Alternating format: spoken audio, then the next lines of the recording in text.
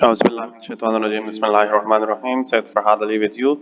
Today we will talk about the basic principles of the CT. Basic principles mean the principles at which the computed tomography are working, and these slides have been taken from the computed tomography for technologists, and it is a comprehensive note. This chapter we will cover in two lectures. This is the part first, and part second will be on the next lecture, inshallah.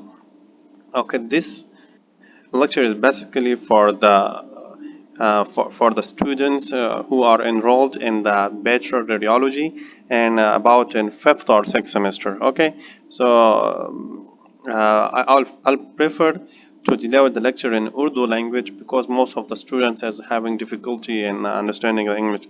Let's start. इसके background पे पहले जाते हैं कि background में क्या है. So convention radiographs depict a three-dimensional two objects as a two-dimensional image. Conventional radiography वो रेडियोग्राफी है जिसको हम जनरल एक्सरे कहते हैं. सिर्फ एक्सरे जो हम लेते हैं उसको हम कन्वेंशन रेडियोग्राफ कहते हैं. तो ये जो कन्वेंशनल रेडियोग्राफ है ये हमें सिर्फ एक प्लेन में इमेज देते हैं. अगर दूसरा प्लेन, ये अब हमारे पास PA व्यू है, अगर हमें दूसरा प्लेन चाहिए लेटरल तो सेम प्लेन में हम नहीं ले सकते. हमने पोजीशन पेशेंट के दोबारा पोजीशनिंग बना के फिर लेटरल में लेके फिर स्ट्रक्चर्स को देख सकते हैं. This results in overlying tissues being superimposed on the image, a major limitation of the conventional radiography. अच्छा, ये जो हमारे पास 3 डायमेंशन, हमारी बॉडी 3D में है, ये कन्वेंशनल रेडियोग्राफ पे जब हम इमेज देते हैं तो हमें एक प्लेन में इमेज देते हैं. अब इसमें सुपर इम्पोजिशन ऑफ स्ट्रक्चर होते हैं. सुपर इम्पोजिशन ऑफ स्ट्रक्चर का क्या मतलब है कि एक चीज़, एक ऑर्गन आगे है, उसके पीछे वाला जो ऑर्गन है वो हमें नज़र नहीं आएगा. अब अगर आप इस हार्ट को देखते हो तो हार्ट के पीछे जो स्ट्रक्चर्स हैं वो हमें नज़र नहीं आ रहे हैं. उनको देखने के लिए हमने पेशेंट को दोबारा पोजीशन बना के लेटरल व्यू लेना होगा, तो इसके पीछे जो स्ट्रक्चर है वो हमें नज़र आएंगे. लेकिन अगर आप कंप्यूटर टोमोग्राफी CT पे देख ले तो एंटीरियर स्ट्रक्चर भी आपको नजर आ रही है, जो मिडल में है वो भी नजर आ रही है, पोस्टीरियर भी नजर आ रही है, लेटरल साइड में भी नजर आ रही है. ये वाले सारे एक ही प्लान में, एक ही व्यू में patient without changing the position of the patient we can see each and every part of the body in computer tomography. तो ये जो लिमिटेशन, सुपर इम्पोजिशन का जो लिमिटेशन था वो CT ने खत्म किया. Computer tomography overcomes the problem by scanning thin sections of the body with a narrow beam that rotates around the body, producing images of each cross section. Computer tomography क्या करते हैं कि इसमें हमारे पास जो एक्सरे ट्यूब है ये rotate होते हैं बॉडी से, और हमारे पास जो बॉडी है उसकी सेक्शंस बना देते हैं, उसको स्लाइसेस में, हमारी पूरी बॉडी को स्लाइसेस में डिवाइड कर देते हैं. फिर हम एक एक स्लाइस की स्टडी कर देते हैं. तो ये हमारे पास पैथोलॉजी को बहुत अच्छा हम रोल आउट कर सकते हैं. इसमें एनाटॉमी हमें वेल विजुअलाइज नजर आएंगे एज कम्पेयर टू जनरल या conventional radiographs. Okay, another limitation of the conventional radiograph is its inability to distinguish between two tissues with similar densities. The unique physics of the CT allow for the differentiation between tissues of similar density. ये जो conventional radiograph है इसमें एक limitation ये है कि two organs having same density, ये हम इसके दरमियान विजुअलाइजेशन नहीं कर सकते, हम उसके दरमियान डिफरेंस फाइंड आउट नहीं कर सकते. लेकिन CT ने इसको ओवरकम किया, ख़त्म किया. CT में हम अगर सेम डेंसिटी स्ट्रक्चर भी है फिर भी हम इसको नज़र आते हैं डिफरेंटली. अब देख ले, यहाँ पे हमारे पास लीवर होता है, यहाँ पे स्टमक, यहाँ पे किडनी, स्प्लीन, पैंक्रियाज, हमें पूरा वाइट नज़र आ रहा है, हम डिफ्रेंशिएशन नहीं कर सकते. ये थोड़ी सी बॉर्डर हमें किडनी की नज़र आ रहा है यहाँ पे, लेकिन लीवर, पैंक्रियाज, स्टमक, स्प्लीन, ये इसके दरमियान हम डिफ्रेंशिएशन नहीं कर सकते क्योंकि ऑलमोस्ट सबकी डेंसिटी सेम है. और ये जो जनरल एक्सरे है इस पर हम विजुअलाइजेशन नहीं कर सकते ऑफ द सेम डेंसिटी की. लेकिन अगर हम CT पे आ जाए, आपको लीवर बिल्कुल उसकी बाउंड्री सब कुछ आपको क्लियरली नज़र आ रहा है. यहाँ हमारे पास फिर वेना केवा है, आयोटा, पैंक्रियाज आप क्लियरली देख सकते हैं, intestines, kidneys, spleen, same density की स्ट्रक्चर भी आप डिफरेंटली फाइंड आउट कर सकते हैं. तो ये 2 लिमिटेशंस में ख़त्म हो गई CT जब आ गई. The main advantage of CT over conventional radiography are in the limitation of superimposition of structure. देख ले यहाँ पे जनरल एक्सरे में superimposition of structure हो रही है, लेकिन CT में superimposition of structure ख़त्म हो गई. क्लियरली हम देख सकते हैं एक ऑर्गन दूसरे के ऊपर सुपर इम्पोज नहीं है। ये आप देख लें, स्टर्नम, ये आपको वर्टिब्रा नजर आ रहा है, ये आपको पल्मोनरी ट्रंक, ये आपको नजर आ रहा है ये असेंडिंग आयोटा और फिर डिसेंडिंग आयोटा, क्लियरली आपको नजर आ रहा है विदाउट एनी सुपर इम्पोजिशन। ये लंग्स अगर आप देख ले साइड पे वर्टिब्रास, स्कैपुला, मसल्स, सारे चीजें बिल्कुल, ये फैट्स और मसल्स बिल्कुल क्लियरली आपको नजर आ रहा है। ये स्किन भी आप देख सकते हैं। ओके, डिफरेंट डेंसिटी की सेम डेंसिटी की स्ट्रक्चर आप भी क्लियरली नजर आ सकते हैं और सुपर इम्पोजिशन ऑफ स्ट्रक्चर भी खत्म होगा। दूसरा, इसकी superior quality of the images, अगर इस क्वालिटी को आप देख ले, इसको देख ले, तो सीटी की क्वालिटी बहुत far superior than the general X ray. ये मैंने आप लोग क्लियर कर दिया। इसकी टर्मिनोलॉजी आते हैं तो हमारे पास ये जो सीटी है, सीटी 2 वर्ड से बना हुआ है, एक कंप्यूटर, दूसरा हम कहते हैं टोमोग्राफी। तो 2 वर्ड से बना हुआ है। एक को हम कहते हैं जो टोमो है उसको हम कहते हैं cutting, tomy mean to cut, and graphy to take the image. तो क्या करते हैं हम, इसको बॉडी को स्लाइसेस या सेक्शंस या कट पार्ट्स में डिवाइड कर देते हैं, फिर उसको इमेज बना देते हैं और हम इसको देख सकते हैं। तो इसको इसलिए हम कहते हैं कि the word computer tomography has its roots, tomo means to cut section or layer from the Greek word tomos mean cutting. In case of CT, a sophisticated computerized method is used to obtain data and transform them into cuts or cross-sectional slices of the human body. Cross-sectional slices भी cuts को कहते हैं। Okay, किस तरह cut कर देते हैं? For example ये हमारे पास बॉडी है और इसके हम स्लाइसेस बना देते हैं, कट्स बना देते हैं, तो इसको हम कहते हैं cross sectional. Okay, the first scanner were limited in the way in which these cuts would be performed. All early scanners produced axial cuts. That is slices looked like the rings of tree visualized in cuts edge of a log. अच्छा, जो पुराना computer tomography machine था वो हमें सिर्फ axial cut दे देते हैं। जिस तरह हमारे पास ये वुड कि अगर आप ये सतह देख लें, आपको जिस तरह नजर आ रहा है, इस तरह आपको फर्स्ट कंप्यूटर टोमोग्राफी जो स्कैनर था सिर्फ इसी सेक्शन में बॉडी को डिवाइड कर देता था, कोई और तरीकों से बॉडी को डिवाइड नहीं कर सकता था, सिर्फ हमें एक्सियल कट्स देते थे। इसलिए हम उनको कहते हैं, refer to as cat scan. Cat scan mean computer axial tomography. Computer axial tomography का मतलब यह है कि कंप्यूटराइज मेथड के थ्रू हमारी बॉडी सिर्फ एक्सियल कट्स में डिवाइड होते थे, जो फर्स्ट स्कैनर था। ओके, लेकिन जो हमारे पास न्यू मॉडल आ गए तो उन्होंने इस लिमिटेशन को भी खत्म कर दिया। सिर्फ एक्सियल इमेजेस हमें नहीं देते हैं, अभी जो इमेजेस है ये हमें देते हैं, एक कंप्यूटर टोमोग्राफी मशीन है, ये हमें एक्सियल इमेजेस भी देते हैं, कोरोनल भी देते हैं और सैजिटल भी देते हैं। इसलिए हम ये जो कैट स्कैन हम यूज करते थे पहले कंप्यूटर एक्सियल टोमोग्राफी, अब तो सिर्फ एक्सियल हमें नहीं देते हैं, मल्टी फॉर्मेट में हमें इमेजेस देते हैं, जैसे एक्सियल, कोरोनल एंड सैजिटल। तो अभी जो ये यूज होता है इसको हम कहते हैं assisted. Assisted mean to help, computer help करता है बॉडी को डिवाइड। देखिए, computer assisting mean helping to divide the body into cuts. इसलिए हम अब जो कैट स्कैन यूज करते हैं तो इसका मतलब कंप्यूटर एक्सियल टोमोग्राफी नहीं है, it means that the computer assisted tomography. Okay, because in the newer machine it's not only giving us axial cuts, it's giving us a coronal. Okay, look over here, newer machine are giving us the sagittal cuts, the coronal cuts and the axial cuts. लेकिन जो पुरानी machine थी वो हमें सिर्फ axial cut देते थे, इसलिए हम पुरानी मशीन को कैट स्कैन के नाम से पुकार देते थे, कंप्यूटर एक्सियल टोमोग्राफी। लेकिन अभी अगर हम कैट स्कैन यूज करते हैं तो computer assisted tomography. The historic evaluation of a CT, although interesting, is beyond the scope of the text. However, for the clarity of few key elements in the development of CT are mentioned. देखते हैं कि क्या कहते हैं। Although all CT manufacturers began with the same basic physics, each attempted to set their scanners apart in the marketplace by adding features and functionality to the existing technology. As each feature was developed, each manufacturer gave the feature a name. For this reason, the same feature may have a variety of different names depending on the manufacturer. अच्छा, ये कह रही है कि जितने भी computer tomography machine जो पुराने थे या अभी न्यू आ रही है, जितने भी थे, इनकी जो बेसिक चीज़ें हैं वो सेम है, लेकिन डिफरेंट कंपनियों ने अपने नेम दी है। जिस तरह हमारे पास सबसे पहले जब हम कंप्यूटर टोमोग्राफी स्कैन शुरू करते तो हम कहते हैं स्कैनो लेते हैं, फर्स्ट इमेजेस लेते हैं एपी में और दूसरा लेटरल इमेज लेते हैं। जहाँ पे भी आ जाए, अगर हम ब्रेन का स्कैन परफॉर्म करते हैं और we are performing the scan of the neck और चेस्ट और abdomen, whatever the scan we are doing, okay. सबसे पहले हम स्कैनो लेते हैं। स्कैनो क्यों लेते हैं? ताकि इस पे हम स्लाइसेस की प्लानिंग करें, एफओवी अपना सेट करें। ये स्लाइसेस मैंने ले ली तो यहाँ पे मैं अपना एफओवी सेट करूँगा, फिर स्लाइसेस में डिवाइड कर लूँगा। 5 mm स्लाइस मुझे चाहिए, 10 mm स्लाइस चाहिए, 3 mm स्लाइस चाहिए, फिर बाद में पूरी स्कैनिंग होगी। तो ये जो हमारे पास प्रीलिमिनरी इमेजेस हम इसको कहते हैं।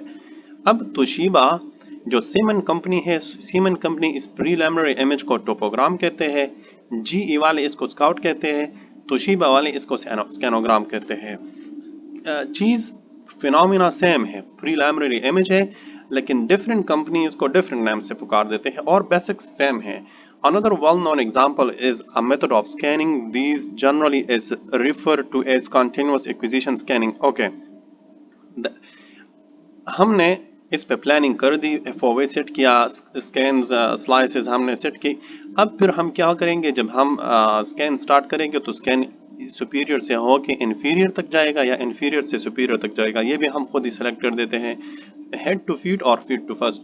अगर हेड टू फीट सेलेक्ट करें तो स्कैन यहाँ से शुरू होगा, यहाँ फीट पे ख़त्म होगा। अगर फीट टू हेड सेलेक्ट करें तो स्कैन नीचे से शुरू होगा और ऊपर की तरफ ख़त्म होगा। इसको हम कंटिन्यूअस एक्विजिशन स्कैनिंग कहते हैं।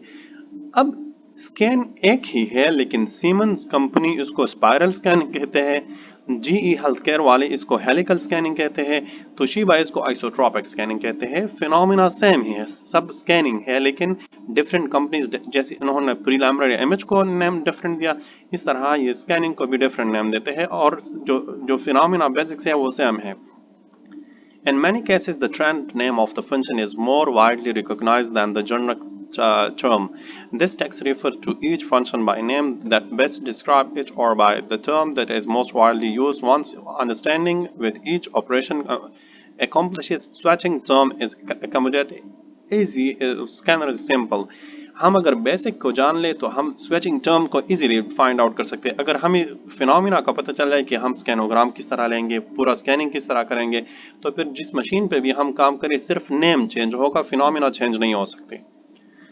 अच्छा, ये सीटी इमेज इस तरह हमारे पास स्लाइसेस में आते हैं, फिर एक एक स्लाइस के हम इंडिविजुअली स्टडी कर देते हैं, तो पैथोलॉजी या एनाटॉमी को हम विजुअलाइज कर सकते हैं। सीटी image quality is typically evaluated using a number of criteria. CT quality क्यों बेहतर है? क्योंकि स्पेशल रेजोल्यूशन इसकी अच्छी है, लो कंट्रास्ट रेजोल्यूशन अच्छी है, टेम्पोरल रेजोल्यूशन इसकी अच्छी है। स्पेशल रेजोल्यूशन का मतलब ये है कि describe the ability of a system to differentiate between small object distantly. Distantly mean कि उसके टू पॉइंट्स है या two organs of small size, और जो मशीन हमें वो डिस्टेंटली एक दूसरे से अलग अलग दिखाई दी, इसका मतलब है कि ये मशीन बहुत अच्छी है।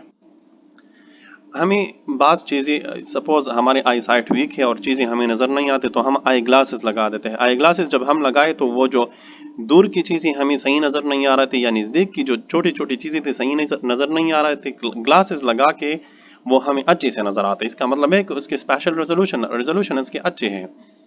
ओके, अब इस पे आते हैं। ये इमेज देख ले, ये वाला देख ले और ये वाला, ये जो डिफरेंट स्ट्रक्चर है क्लोजली एक दूसरे के साथ है, यहाँ पे हमें अच्छी सी नज़र नहीं आ रही, ब्लर्ड नज़र आ रही है। इसका मतलब ये है कि जिस मशीन पे ये स्कैन हुआ है इसके मशीन की स्पेशल रेजोल्यूशन कम है। ये देख ले तो इसके बनिस्बत ये हमें अच्छी नज़र आ रही है, इसका मतलब ये है कि इसका रेजोल्यूशन इससे बेहतर है। अगर ये देख ले तो ये जो स्मॉल स्मॉल स्ट्रक्चर्स है, ओके, ये हमें बहुत अच्छी नजर आ रही है। इसका मतलब यह है कि this machine is having good special resolution. ये दोनों देख ले तो ये इमेज हमें ब्लर नजर आ रही है। अगर ये वाला स्ट्रक्चर देखे, ये वाला स्ट्रक्चर देख ले तो इसके दरमियान जो डिफरेंशिएशन है बहुत कम हम कर सकते हैं। लेकिन अगर इस मशीन पे देख ले, very clearly we can see the difference between the structures, between the small structures, okay. लेकिन याद रखिए स्पेशल रेजोल्यूशन में हम डेंसिटी को ऐड नहीं करेंगे। विदाउट एडिंग डेंसिटी पे हम फोकस नहीं करेंगे कि two organ of same density, no, same density और different density, no. Here we will focus only on the small structure near by structure. दो चीजें हैं, दो ऑर्गन्स हैं या टू स्ट्रक्चर है एक दूसरे के करीब है बहुत ज्यादा, और जिस मशीन पे वो हमें अच्छे डिस्टेंटली सेपरेटली नज़र आ जाए तो उसके मशीन स्पेशल रेजोल्यूशन अच्छे हैं। जिस पे अच्छे नज़र ना आए डिस्टेंटली उसके दरमियान हम डिफ्रेंशिएशन नहीं कर सकते, इसका मतलब है कि उस मशीन की स्पेशल रेजोल्यूशन कम है। लेकिन डेंसिटी की बात यहाँ पे नहीं हो रही, डेंसिटी को हम लेके आएगी लो कंट्रास्ट रेजोल्यूशन में। लो कंट्रास्ट रेजोल्यूशन उस मशीन की अच्छी होगी जिस मशीन में two organs having same density की डिफ्रेंशिएशन इजीली हो सकती हो। जिस तरह मैंने आपको यहाँ पे बता दिया, अब देख ले, एक ये वाला मशीन पे स्कैन हुआ है, दूसरा इस पे हुआ है। अब ये यहाँ पे एक ऑर्गन है, यहाँ पे है, यहाँ पे है, यहाँ पे है, लेकिन सेम डेंसिटी। अभी सेम डेंसिटी के ऑर्गन्स जिस मशीन पे हमें सेपरेटली नजर आ जाए उसके दरमियान हम डिफ्रेंशिएशन कर सकते हैं, तो इसका मतलब है कि इसका कंट्रास्ट रेजोल्यूशन अच्छा है उस मशीन का। लेकिन जिस मशीन पे हम सेम डेंसिटी ऑर्गन्स के डिफ्रेंशिएशन नहीं कर सकते, तो इसका मतलब ये है कि the machine is having very low contrast resolution. Low contrast resolution उसकी बहुत लो है। ओके, अभी अगर इसमें जनरल एक्सरे और सीटी की कंपैरिजन हम कर ले तो सीटी में ये स्ट्रक्चर, ये जितने भी स्ट्रक्चर है देख ले सारे वाइट ब्राइट है, लेकिन इसके दरमियान हम डिफ्रेंशिएशन कर सकते हैं। इसके बॉर्डर्स देख ले, ये बॉर्डर डिस्टेंटली हम एक एक ऑर्गन को स्टडी कर सकते हैं, तो इसके लो कंट्रास्ट रेजोल्यूशन बेटर है।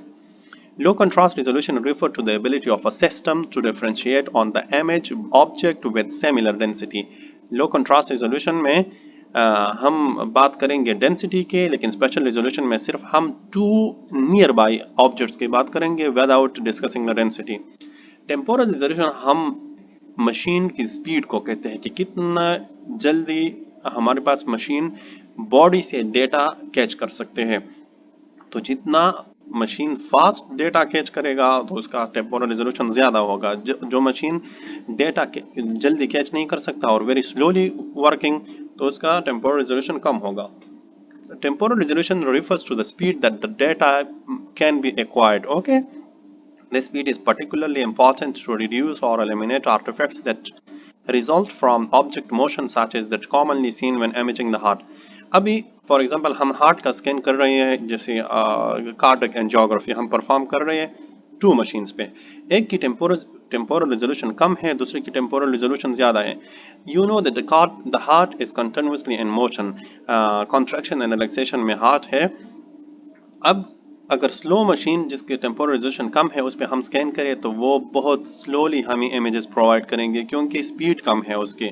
ओके, तो उसमें हमारे पास हार्ट की जो मोशन है वो ज़्यादा होगी। लेकिन जिस मशीन दूसरी साइड पे another machine having high temporal resolution, if we perform scan on the other machine and it give us very fast data, जल्दी हमें डेटा प्रोवाइड करते हैं, तो उसमें हमारे पास ये जो मोशन आर्टिफैक्ट है कम होगी क्योंकि हार्ट बीट इतना, फॉर एग्जांपल एक मशीन है जिस 3 सेकंड्स में हम हार्ट का पूरा स्कैन कर सकते हैं और दूसरा मशीन है 10 सेकंड में, तो 10 सेकंड में जो मोशन है ज़्यादा होगी क्योंकि उसके टेम्पोरल रिजोल्यूशन कम है।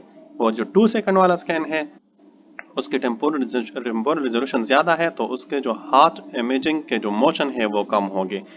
ये 3 क्वालिटीज़ है जिस पे हमारे पास सुपीरियर क्वालिटी, ये जो हमारे पास 3 पॉइंट्स हैं जिसके थ्रू हम कहते हैं कि सीटी की क्वालिटी अच्छी है।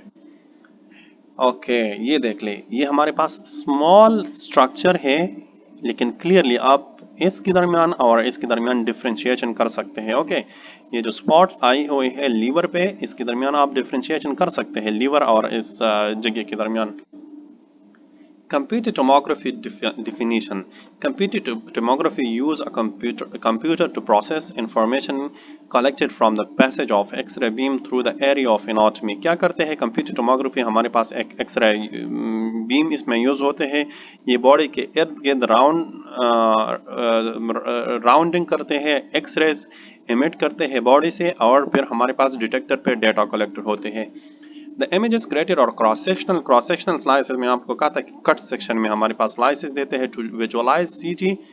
The often used loop of bread analogy is useful. हम इसमें क्या कर देते हैं, ब्रेड एनोलॉजी यूज करते हैं। ये हमारे पास ब्रेड है, इसको हमने स्लाइसेस में डिवाइड किया। सेम एज सीटी भी हमारे बॉडी को इस तरह स्लाइसेस में डिवाइड करते हैं। अब इसका जो क्रस्ट आपको नजर आ रहा है ये स्किन है और अंदर ये जो व्हाइट एरिया में आपको नजर आ रहा है ये हमारे पास ऑर्गन है। ओके, अगर हम इस एनोलॉजी को ले लें The crust of the bread is analogous to the skin of the patient body, and the white portion of the bread the patient's internal organ. Okay. The individual computed tomography slice shows only the parts of the anatomy image is at a particular level.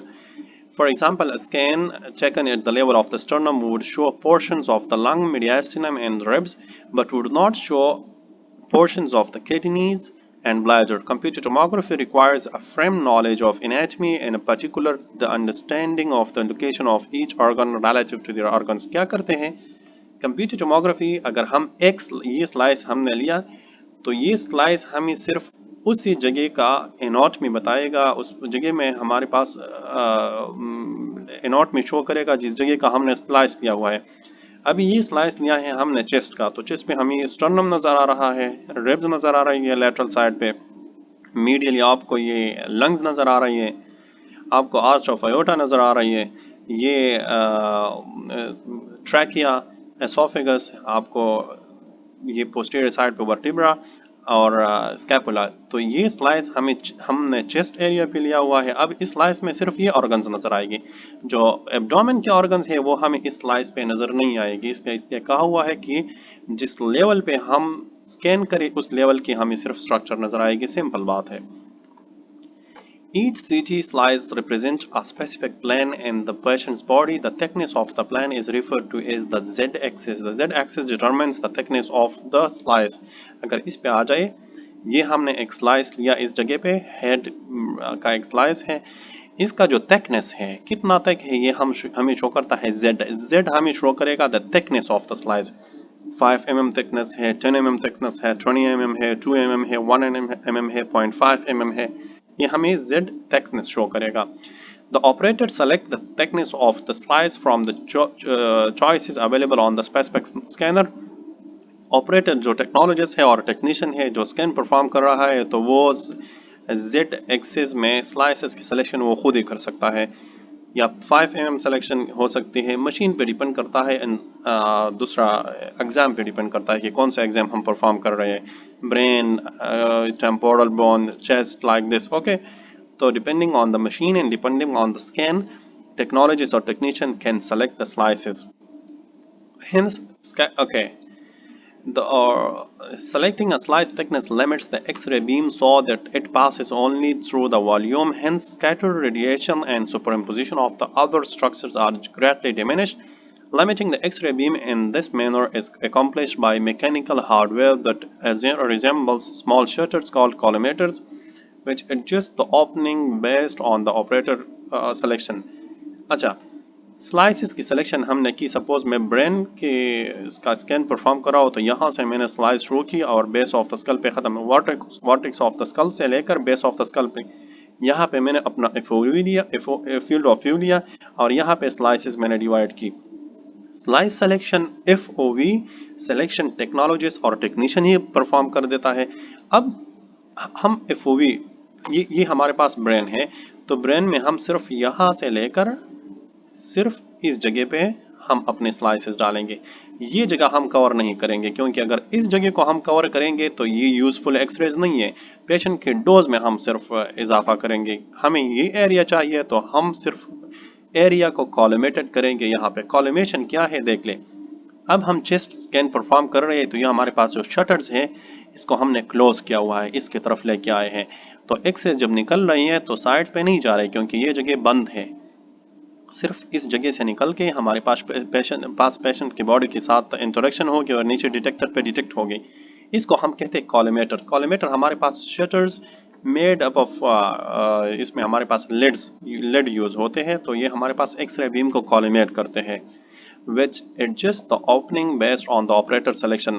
इस collimator को हम बढ़ा भी सकते हैं और कम भी कर सकते हैं। फॉर एग्जांपल हमें abdomen and pelvis and chest चाहिए, तो हम क्या करेंगे, कॉलिमेटर को ये जो शटर्स है ये ओपन करेंगे ताकि यहाँ से लेकर और यहाँ तक पूरा एरिया कवर हो जाए। ये देख ले एक्सरे और है, एक्सरे जब निकलते हैं तो कॉलिमेटर इसको कॉलिमेट करते हैं और फिर बाद में पेशेंट की बॉडी के साथ इंटरेक्ट होकर डिटेक्टर पे डिटेक्ट होते हैं। यहाँ पे एक बात हो गई scattered radiation की, तो scattered radiation हमारे पास the radiation that has been reflected from its original path after striking an object or material। X-rays आ रही है स्ट्रेट लाइन में, okay. X-rays are always travelling in the straight line. ये X-rays आ रही है straight line में, लेकिन ये अगर किसी मटेरियल के साथ इंटरेक्ट हो जाए, बाज इसमें एब्जॉर्ब होते हैं, बाज पास होते हैं और बाज रिफ्लेक्ट होते हैं। इस ओरिजिनल वे से जो एक्स-रेज रिफ्लेक्ट होते हैं या बाउंस बैक होगे या साइड पे रिफ्लेक्ट होगे, so that reflected X rays are called scattered radiation, and scattered radiation are not in use for useful नहीं है, ओके। ये यूजलेस है, सिर्फ डोज को बढ़ा देते हैं। When a beam of the radiation hitting something like a patient's body or a wall or even in ear, it can bounce off in different direction. मैं आपको एक एग्जांपल दे देता हूँ। फॉर एग्जांपल ये सीटी हमने कॉलिमेशन की है, फिर भी एक्सरेज आके बाज पेशेंट की बॉडी के साथ एब्जॉर्ब हो गए। जो ज़्यादा एनर्जी की है वो यहाँ से निकल के डिटेक्टर के साथ डिटेक्ट हो गई, बाज यहाँ से इस तरह बाउंस हो गई साइड्स पे, बाज बाउंस बैक हो गए अगेन उसके डायरेक्शन की तरफ चले जाए, बाज इस तरफ जाएगी। तो ये जो डायरेक्टेड बाउंस बैक वाले डिफरेंट डायरेक्शन में जो बाउंस होते हैं एक्सरेज, उसको हम कहते हैं scattered radiation, okay. Next, the data that form the CT slices are further sectioned into elements. Width is indicated by X while height is indicated by Y. अच्छा, हमने स्लाइस लिया, ये जो स्लाइस हमने ली है, ये स्लाइस हमने लिया, ओके। इस स्लाइस में हमने तो जो थिकनेस है उसको हमने डिनोट किया Z पे, लेकिन सिर्फ Z की बात नहीं है यहाँ पे। हम ये एक स्लाइस हमने लिया, इस स्लाइस की थिकनेस को हम कहते हैं Z, इसकी जो हाइट है इसको हम Y कहते हैं और इसके विड्थ को हम डिनोट करते हैं X पे, ओके। देख ले, X हमें देते हैं विड्थ, Y हमें देते हैं height of the specific slice, okay. Each one of these two dimensional square is pixel element. अब अगर ये देख ले, ये हमारे पास एक स्लाइस है, इस स्लाइस की थिकनेस को अगर हम डिनोट करेंगे तो सॉरी, ये थिकनेस, इसकी थिकनेस को हम डिनोट करेंगे विड्थ को हम डिनोट करेंगे x पे, और इसका जो हाइट है इसको हम डिनोट करेंगे y पे। तो हमें टू व्यू में इमेज देता है, ये साइड वाला और ये साइड आपको नजर आ रहा है, इसलिए हमें इमेज मिलता है टू डायमेंशनल में।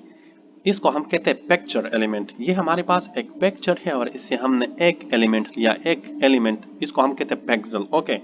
वन पिक्सल हमें 2D में स्ट्रक्चर शो करेगा। अब अगर हमें 3D में चाहिए तो 3D में हम ये करेंगे कि इसकी जो थिकनेस है इसको भी हम डिनोट करेंगे। अगर सिर्फ लेंथ और विड्थ की बात हो रही है, सॉरी हाइट और विड्थ की बात हो रही है, तो हमारे पास पिक्सल 2D में है। लेकिन अगर हम विड्थ, हाइट और थिकनेस की बात करें, थिकनेस को भी ऐड करें, तो हमें पास अगर देख ले ये 3D में, ये साइड भी हो रहा है 1, 2 and 3 डायरेक्शन। तो 3 डायरेक्शन का जो हम एक एलिमेंट ले ले उसको हम कहते हैं वोक्सल। वोक्सल हमारे पास 3D में शो होगा, पिक्सल हमारे पास 2D में शो होगा। A composite of thousands of pixels create images that display on the monitor. If the Z is taken into account, the result is a cube. Cube में हमारे पास 3 sides हम देख सकते हैं rather than a square. Okay, this cube is referred to as an element, voxel element, volume element. Sorry, ये picture element है pixel 2D में, volume element voxel 3D में। अच्छा, जो जितने भी इमेजेस बनते हैं ये हमारे पास thousands of pixel and thousand of voxel से बनते हैं। ये अगर एक इमेज है सपोज, तो ये देख ले डिफरेंट हमारे पास जो पिक्सल है, या अगर 3D में ले ले तो वोक्सल है, ये कंबाइन होकर हमारे पास एक क्रॉस सेक्शनल इमेज बना देते हैं। ये देख ले, ये हमारे पास है एक फुल इमेज, इसमें 2D में आपको शो हो रहा है सारा। तो ये हमारे पास सारे जितने भी है 1 2 3 4 5 6, ये हमारे पास रोज है और ये कॉलम्स है। अच्छा, ये जो इमेज हमारे पास बनता है ये रोज और कॉलम्स से बनता है। ये देख ले, ये 1 रो है, 2 3 4 5 6 rows and 1 2 3 4 5 6 columns. So 6 rows 6 column हमारे पास ये इमेज बना देता है। और इसमें हमारे पास पिक्सेल्स कितने हैं, 1 2 3 4 5 6। 6 ये सारे हम अगर ऐड करें एक दूसरे के साथ तो लास्ट में जो रिजल्ट आएगा इतने हमारे पास यहाँ पे पिक्सेल्स होंगे। और कितने रोज हैं? 6 रोज हैं और 6 कॉलम है। तो रोज मल्टीप्लाई बाई कॉलम्स को हम मैट्रिक्स कहते हैं। इसका मैट्रिक्स कितना होगा? 6 multiply by 6 means 6 rows 6 columns. ये हमें 2D में नजर आ रहा है। अगर यहाँ पे देख लें हमने थिकनेस को भी ऐड किया हुआ है तो क्यूब फॉर्म में हमें शो हो रहा है, वोक्सेल है। अच्छा, ये अगर देख ली 2D में हमें नजर आ रहा है सिर्फ विड्थ और हाइट को हमने ऐड किया हुआ है, पिक्सल है। यहाँ पे हमने सॉरी विड्थ और या हाइट, और यहाँ पे हमने थिकनेस को भी ऐड किया हुआ है, z हम थिकनेस पे डिनोट कर देते हैं तो इसलिए हमारे पास ये वोक्सेल है। अच्छा, मैट्रिक्स की बात मैंने आप लोगों की कि matrix is the rows and a matrix is the grade formed from the rows and columns of the pixel. जितने पिक्सेल्स रोज में है, जितने पिक्सल कॉलम में है, दोनों को एक दूसरे के साथ मल्टीप्लाई करें तो हमारे पास साइज ऑफ द matrix आएगा। In CT the most common matrix size is 512. 512 means 512 rows, 512 columns. This size translates to 512 rows of the pixel down and 512 columns of the pixel across. The total number of अच्छा, अगर कोई हमसे पूछे कि 512 multiply by 512 हमारे पास है matrix size, इसमें pixel कितने होंगे, तो इसका मतलब है कि 512 हमारे पास रोज है, 512 कॉलम्स हैं। अगर रोज मल्टीप्लाई बाई कॉलम करें तो हमारे पास नंबर ऑफ पिक्सेल्स आएंगे। तो इस मैट्रिक्स में जो 512 है इसमें हमारे पास पिक्सेल्स होगी 262 144। और अगर हमारे पास मैट्रिक्स साइज इससे भी ज्यादा हो 1024 होगा तो 1024 को हम 1024 के साथ मल्टीप्लाई करें तो हमारे पास टोटल नंबर ऑफ पिक्सेल्स आएंगे। अब एक और बात, ये हमारे पास मैट्रिक्स साइज स्मॉल है, ये हमारे पास लार्ज मैट्रिक्स साइज है। तो लार्ज मैट्रिक्स साइज में हमारे पास नंबर ऑफ पिक्सेल्स कम होंगे अगर और पैरामीटर्स को हम वो ले लें, कांस्टेंट ले लें। मैं फॉर एग्जांपल ये देखें, ये 512 मल्टीप्लाई बाई 512 मैट्रिक्स है, ये 1024 है, ये 2048 है। सेम एरिया है, सारे पैरामीटर्स को हमने सेम लिया हुआ है, FOV सेम है। तो अगर देख ले ये पिक्सल साइज अगर देख ले तो ये बड़ा पिक्सल साइज है क्योंकि मैट्रिक्स साइज कम है। अभी अगर ये पिक्सल साइज देख ले तो ये पिक्सल साइज छोटा है बिकॉज मैट्रिक्स साइज हमारे पास ज्यादा है, number of rose number of column ज्यादा है। यहाँ पे आ जाए तो इसका जो मैट्रिक्स साइज है सॉरी पिक्सल साइज इन दोनों से कम है क्योंकि इसका मैट्रिक्स साइज सबसे ज्यादा है।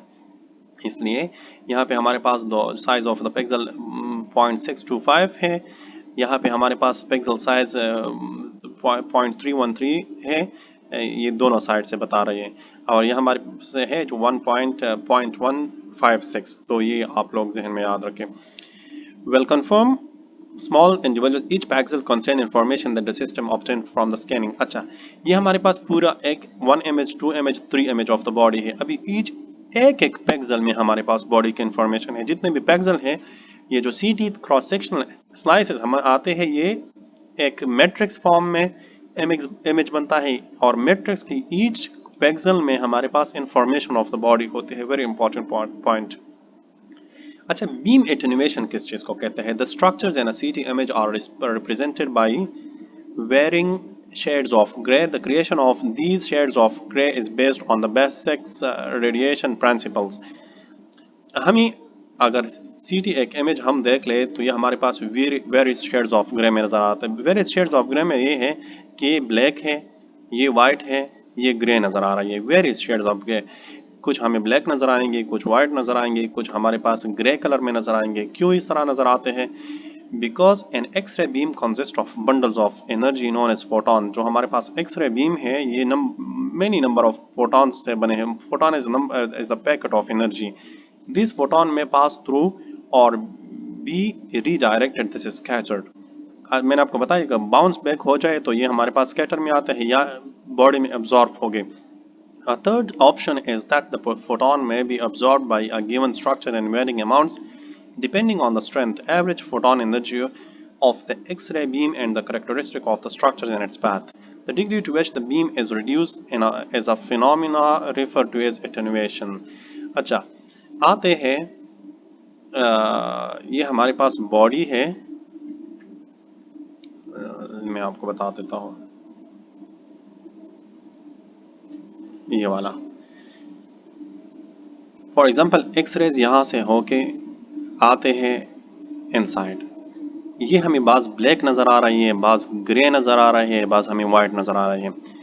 वाइट मतलब ये है कि इसकी डेंसिटी, इस ऑर्गन की डेंसिटी बहुत ज़्यादा है। जब डेंसिटी ज़्यादा है और एक्स रेज आ रही है, एटॉमिक नंबर ज़्यादा है या डेंसिटी ज़्यादा है या थिकनेस ज़्यादा है, एक्स रेज आ रहे हैं तो यहाँ पे एब्जॉर्ब होगी। Majority of the X rays यहाँ पे एब्जॉर्ब होगी। यहाँ पे जो वाइट नज़र आ रहा है इसका मतलब है कि majority of the X rays यहाँ पे एब्जॉर्ब हुए हैं, इसलिए ये वाइट ब्राइट नज़र आ रही है।